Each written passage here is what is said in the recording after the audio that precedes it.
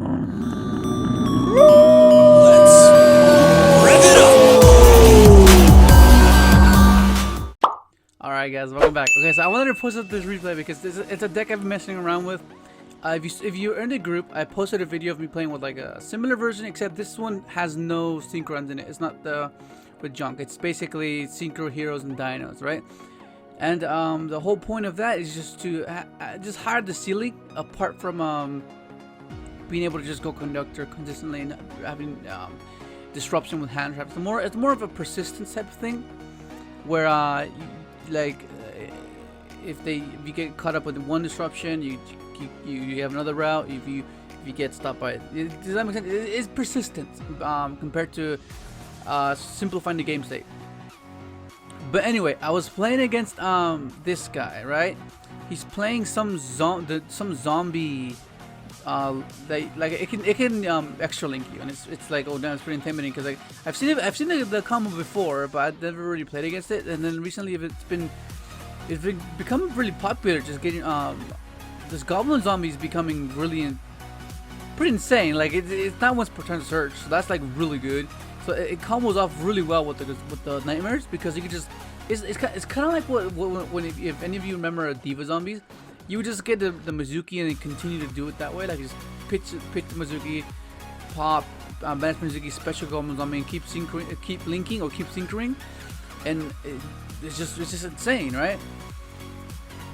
But like, I wanted to make this deck because I feel like Dark Lord right now it can be really good, because everything is banished, so like they won't get any value off their engages. They won't get any like all the reincarnations will be banished. Like I don't know, it just seems cool. And then just the effect that to randomly banish a card from their hand is like, it's pretty good, right? Oh, I really like Grappler Anger for this reason. Like, it's so cool. Like, I messed up though. I think I'm calculating something, and then it just wasn't working out for me. But like, if you see, I'm playing bubbleman, right? Because like most of the time you can deplete your hand, right? You can like with double pill and the special, and just another top deck that you can have that can just get you back in the game. Like you have Armageddonite, get you pill. You have a hero lives, gets you a Dark Claw.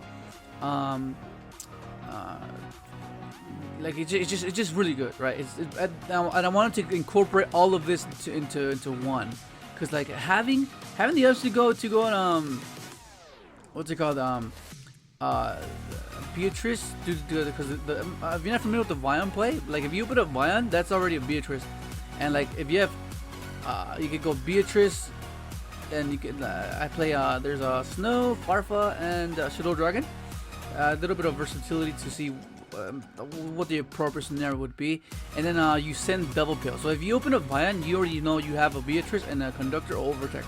That's one card, dude. So if you can combine that with Grepher, Malicious, and then set up your Sode, then that makes the board even better, because it gives you Beatrice. It gives you this is exactly what I mean. Like you can end up on this board. I really like. I'm not liking how the replays are here. Like, look at that, dude. Like, oh, that's like the worst case scenario. Like, it's so bad, man. Freaking sphere mode.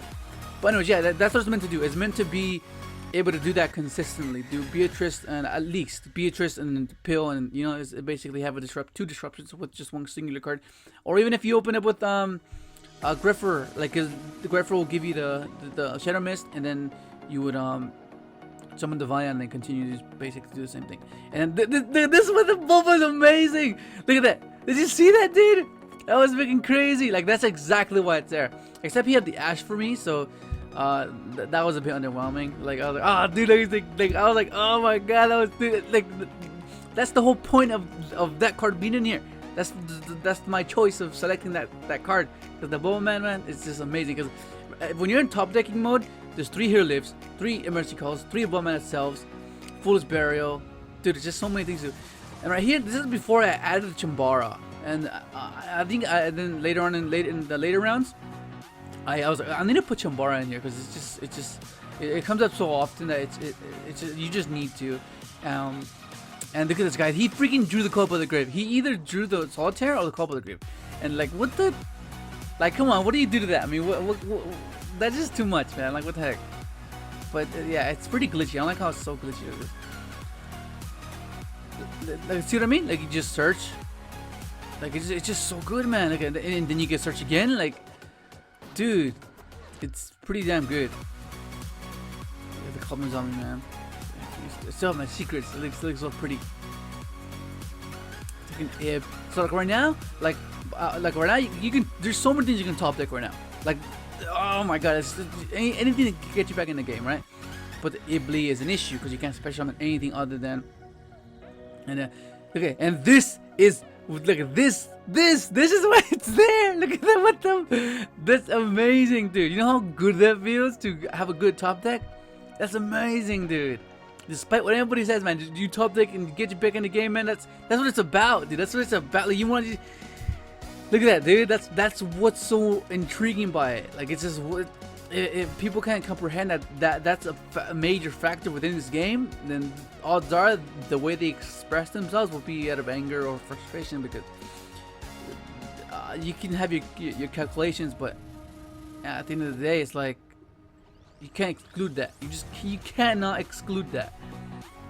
And I was a bit scared. I was like, well, what's he gonna do now? Because I was like, well, I mean, this is like pretty damn close, and he didn't have anything. And that's pretty much it. Alright, guys, so here's the deck list. Okay, so 60 cards, right? Some of you are still a bit on the fence of why you should play 60 cards. Like, some of you just like that. Would believe me, I was the same way before, where I would be like, oh, what the heck, 60? Even playing 42, 41, I would be like, I can't do that. I just can't do that. But then the minute we got introduced to 60 card versions, 60 card builds after grass, right? Everything, the perspective of how much your main deck total should be was completely changed, because, but it was like, okay, you play 60 cards, just mill everything, and then just you're gonna be playing with your grave and your hand. Like, that's insane amount of resources. But the only ones that utilized it were either stuff that like Lightsworn or like or Paleo, because you want the traps engraved, want the frogs engraved, and then just, you know, that was the whole concept of it. Just mill. The thrill of the mill, it can be exciting, but once like if you mill good, that's the only thing. Whereas this deck, it's more so to filter out cards you don't want to draw, right? To minimize the chances of you drawing multiple dinos, right? You don't want to do that. And these are basically, okay, so this is your lineup. This is what gets you to your Asode, right? This is what gets you to your Asode, because like summon this, send that, that's Asode. Discard this, special this, discard another dark, and then summon a warrior, that's your Asode, right? And similar with these, like you summon this, and special this, and that's your Asode. And then it's just it's like kind of like what Goki's doing, where you racing to get Asode, and then you establish your links that way. And I guess it's a similar case, but not really. And then you have what do they send? Like, okay, well, you send a dark, right? You have the option to send malicious, send Strudo, but then that's not enough. You need a higher ceiling, and that's when you add the dinos, and that adds another element to the deck, where if you top deck Knight or Grepher, it just makes it that much more amazing, right? Because it's like, that's what it's meant to do, like, yeah. And then you have the one, I was playing 3 at first, but like I said, you want to like not really like consider that the fact of just playing it for the sake of playing it at 3. In the Dark Dino build, you play at 3 because you don't have the heroes, you don't have the bubbleman, so you need another body to be able to be consistently out there, and that's why I play it there. And then you kind of want you really want to open it because you want to summon your Overraptor, your Knight, like together. Whereas like these, you do want to do that, but not necessarily. So that's why I cut down this to 1 and this to 1, because if it's there, if it happens, it happens. If it doesn't, then it doesn't. It's fine. So these are the ones you're one-ups, right? Because as much as they are garnets, they higher your ceiling drastically. So that's very important to understand. And then of course you have your one-ups, because if you notice I'm playing Beatrice, so these are your targets for Beatrice. So the whole purpose of the deck is, okay, the first thing you already know, okay, get Conductor over decks as fast as you can, or Black Rose, similar to Dark Dino. And then you see that you can make Dark Law, right? So that's basically, you get in sense of it. So basically the whole point is to go get Dark Law consistently with Beatrice, Dragster, and or Conductor over deck. That's the whole purpose of the deck, to be able to do that consistently, and then to be able to deplete your hand and not be scared that, oh, when you're after top decking, Because look at your top decks, right? Look at your top decks. You have 3 knight, right? 3 knight, 3 bubble, 3 hero lives, 3 eco. So if your board gets cleaned, if your board gets wiped for whatever reason, because that does happen, you have the chances of you top decking something is insane. Like it's a pot of greed, dude. It's actually bubbleman is actually better than pot of greed because, well, I mean, not exactly, but I mean, if it's in a scenario where it works, yeah, it is because it gives you the body, so it becomes a +2. Because pot of greed is just a +1. You trade 1 for 2. Whereas bubbleman, you special, you keep the bubble, and you draw 2. That's a +2. That's insane, right? So it's just amazing, dude. It's just so good. Like it just if you saw the video, man, the replay, dude, it's crazy. But yeah, man, like it's just crazy. Like I was playing engages, but I felt like I was playing Hornet Drones and engages. I mean, you could play that, but I feel like I don't know.